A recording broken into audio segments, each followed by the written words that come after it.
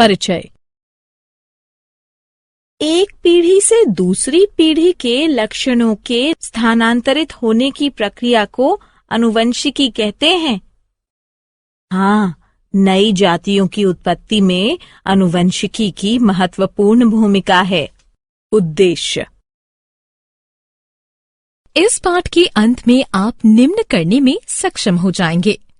आनुवंशिकी को परिभाषित करना, जनन के दौरान रूपांतरण के संचयन को समझना, वंशागति लक्षणों को समझना, लक्षणों की वंशागति के नियम, मेंडल का योगदान को समझना, प्रभाविता के सिद्धांत की पहचान करना, विसंयोजन के नियम को समझना, स्वतंत्र अपव्यूहन के नियम को समझना, ये समझना कि लक्षण कैसे परिलक्षित होते हैं, लिंग निर्धारण की प्रक्रिया समझना, जनन के दौरान विविधता का संचयन, माता पिता तथा उनकी संतति में उत्पन्न होने वाले अंतर तथा भाई बहनों के बीच अंतर को विविधता कहते हैं। केवल वे विविधताएं वंशागत होती हैं जो जीवधारियों की जनन कोशिकाओं में दिखाई देती हैं। ये विविधता जाति का निर्माण करने वाले गुण सूत्र में जीन के संयोग से अथवा उत्प्रेरण के कारण पैदा होती है। माता पिता यानी जनक द्वारा प्राप्त वंशागत लक्षणों के कारण शारीरिक संरचना में समानता होती है तथा अंतर बहुत कम होते हैं, किंतु यौन क्रिया द्वारा जनन करने वाले जीवों के आगे आने वाली पीढ़ियों में विविधताएं उत्पन्न हो जाती हैं। एक ही माता पिता की दो संतानें समान नहीं होती, इससे संतति में अंतर उत्पन्न होता है। इस प्रकार प्रत्येक पीढ़ी के बाद विविधताओं के संचयन के कारण भिन्नता उत्पन्न होती है। विकास के लिए विविधता कच्चे पदार्थ के समान है, आनुवंशिकी का आधार है, जीवों के नए प्रकार बनाता है, जीवों को बदले वातावरण से अनुकूलन करने में सहायता प्रदान करता है तथा प्रत्येक जीव को एक विशिष्ट पहचान देता है। वंशागत लक्षण जो विशेषक व्यापक पदार्थों द्वारा नियंत्रित होते हैं तथा माता पिता द्वारा विरासत में प्राप्त होते हैं, वंशागत लक्षण कहलाते हैं। गतिविधि। मनुष्य के कान दो प्रकार के होते हैं, मुक्त कर्णपाली वाले कान, जुड़े कर्णपाली वाले कान। हम दूसरे सभी के कानों का निरीक्षण करके वंशागति की प्रक्रिया को अधिक अच्छी तरह से समझ सकते हैं। हम देखते हैं कि हमारे कुछ मित्रों की कर्णपालियां मुक्त हैं, जबकि कुछ एक की कर्णपालियां जुड़ी हुई हैं। लक्षणों की वंशागति के नियम, मेंडल का योगदान। लक्षणों की वंशागति के नियम इसलिए आए क्योंकि माता पिता दोनों समान रूप से आनुवंशिक पदार्थ डीएनए का योगदान बच्चे के लिए करते हैं। इस प्रकार प्रत्येक लक्षण माता तथा पिता दोनों के लक्षणों से प्रभावित हो सकता है। पीढ़ी दर पीढ़ी लक्षणों की वंशागति का अध्ययन करने के लिए ग्रेगोर जॉन मेंडल ने 1856 में 7 दृश्य विपरीत लक्षणों वाली मटर पर प्रयोग किए। तने की ऊंचाई, लंबे या बौने पौधे, बीज का आकार गोल या झुर्रीदार बीज, बीज का रंग हरे या पीले बीज, पुष्प का रंग सफेद या बैंगनी फूल, फली का आकार पूर्ण या सिकुड़ा, फली का रंग हरा या पीला, पुष्प की स्थिति अक्षीय या सिरा। एक लंबे तथा एक बौने पौधे के बीच क्रॉस कराया गया। इस प्रकार का क्रॉस जिसमें केवल एक ही लक्षण ज्ञात हो, मोनोहाइब्रिड क्रॉस कहलाता है। पहली पीढ़ी में सभी पौधे लंबे थे, कोई भी बीज के लक्षण का नहीं था। दूसरी पीढ़ी में दोनों ही लक्षण संतति में 3/1 के अनुपात में परिलक्षित थे। इन प्रयोगों के आधार पर मेंडल ने 2 नियम प्रतिपादित किए: प्रभाविता का नियम, विसंयोजन का नियम। प्रभाविता का नियम।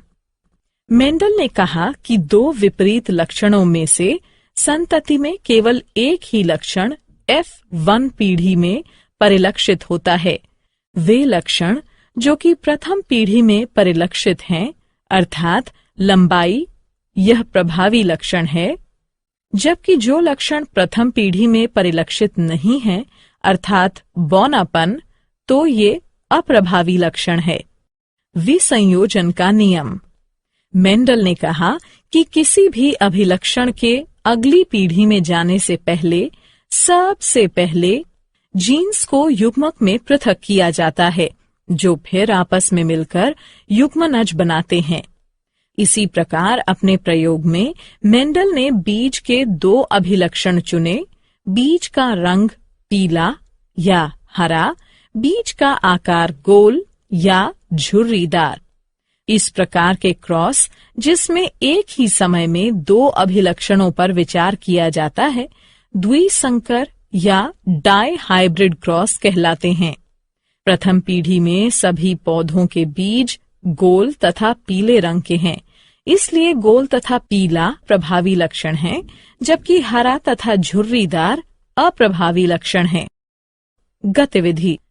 इस बात की पुष्टि करने के लिए कि पीढ़ी में बड़ा टी छोटा टी तथा छोटा टी लक्षण युग्म वास्तव में 1/2/1 के अनुपात में थे, हम F2 पीढ़ी को स्वयं क्रॉस कराकर F3 पीढ़ी उत्पन्न करेंगे। F3 पीढ़ी में हम देखते हैं कि शुद्ध लंबे बड़ा टी से केवल लंबे पौधे उत्पन्न होते हैं। शुद्ध बौने छोटा टी से केवल बौने पौधे उत्पन्न होते हैं, जबकि संकर लंबे बड़ा टी छोटा टी से उत्पन्न संतति 3/1 के अनुपात में होती है, 3 लंबे तथा 1 बौना। इस प्रकार हम ये निष्कर्ष निकाल सकते हैं कि लंबाई बौनेपन पर प्रभावी है। स्वतंत्र अपव्यूहन का नियम। जनक पीढ़ी में अभिलक्षण के स्रोत के परे अगली पीढ़ी में प्रत्येक अभिलक्षण स्वतंत्र रूप से वंशागत होते हैं। प्रत्येक जीन सेट डीएनए के एक अकेले धागे के रूप में नहीं, बल्कि स्वतंत्र टुकड़ों के रूप में होता है, जिसे गुणसूत्र कहते हैं। इस प्रकार प्रत्येक कोशिका में गुणसूत्र की 2 प्रतियां होती हैं, एक नर जनक तथा दूसरी मादा जनक के लिए। जाति के डीएनए के स्थायित्व को सुनिश्चित करने के लिए प्रत्येक गैमीट हर एक जोड़े के लिए एक गुणसूत्र लेता है जब 2 युग्मक संयोग करते हैं। लक्षण कैसे परिलक्षित होते हैं? प्रत्येक यूकेरियोटिक कोशिका में गुणसूत्र होता है जो डीएनए के लंबे धागों से मिलकर बना होता है। डीएनए में एक कोड होता है जो कोशिका को निर्देश देता है कि अगली पीढ़ी में कौन सा अभिलक्षण परिलक्षित होगा। डीएनए का वह भाग जिसमें अभिलक्षण का कोड होता है जीन कहलाता है। प्रत्येक कोशिका में गुणसूत्र की 2 प्रतियां होती हैं, पिता से 1 तथा माता से 1। प्रत्येक गैमीट माता पिता से 1 क्रोमोसोम लेता है। 2 गुणसूत्रों के मिलन पर अगली पीढ़ी में जाने वाले अभिलक्षणों की कुल संख्या नियत रहती है, जिससे डीएनए का स्थायित्व सुनिश्चित होता है। लिंग निर्धारण। बहुत से मनुष्य क्रोमोसोम में 1 प्रति माता की तथा 1 प्रति पिता की होती है तथा इस प्रकार के 22 जोड़े होते हैं, जिनमें से एक जोड़े को सेक्स गुणसूत्र कहते हैं। ये सेक्स गुणसूत्र हमेशा आदर्श जोड़ा नहीं होता है।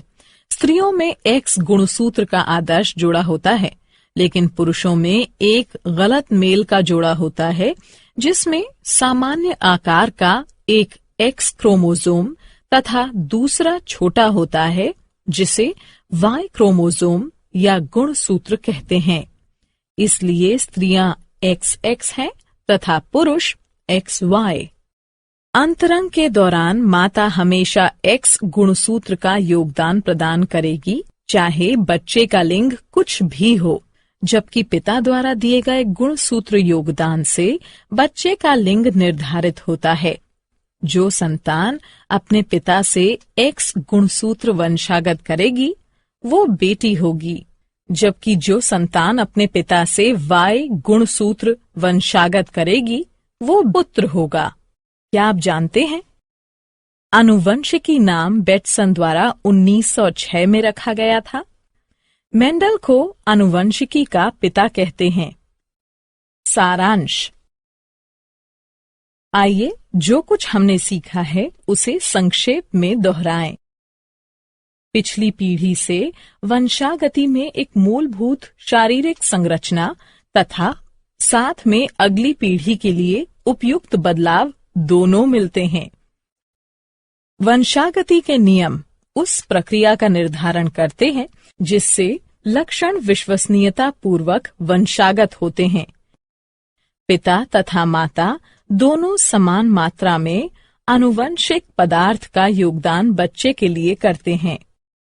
मेंडल ने अपने जनन प्रयोगों के लिए विपरीत अभिलक्षणों वाली 7 जोड़ी मटर का प्रयोग किया। F1 पीढ़ी में मोनोहाइब्रिड क्रॉस से मेंडल द्वारा प्राप्त सभी पौधे लंबे थे। F2 पीढ़ी में सभी पौधे लंबे नहीं थे तथा उनमें से 1/4 बौने थे। इन क्रॉस के द्वारा प्रभाविता नियम तथा संयुग्मों की शुद्धता या विसंयोजन नियम कार्यकारी हुआ। डाई हाइब्रिड क्रॉस में मेंडल को F2 पीढ़ी में 9/3/3/1 का अनुपात प्राप्त हुआ। इससे स्वतंत्र अपव्यूहन के नियम की खोज हुई। जीन डीएनए से बनते हैं जो लक्षणों की अभिव्यक्ति के लिए आवश्यक प्रोटीन का निर्माण करते हैं। मनुष्य में किसी भी व्यक्ति का लिंग आनुवंशिकी द्वारा निर्धारित होता है। मनुष्यों में गुणसूत्र के 23 जोड़े होते हैं। 23वें जोड़े को लिंग गुणसूत्र कहते हैं। स्त्रियों में XX प्रकार के सेक्स गुणसूत्र होते हैं, जबकि पुरुषों में XY प्रकार के सेक्स गुणसूत्र होते हैं। इस प्रकार पुरुषों में 44+XY युग्म तथा स्त्रियों में 44+XX युग्म के गुणसूत्र होते हैं। जीवधारियों के सामान्य लक्षणों में शारीरिक कार्यकारी अथवा व्यवहारिक बदलाव को रूपांतरण कहते हैं।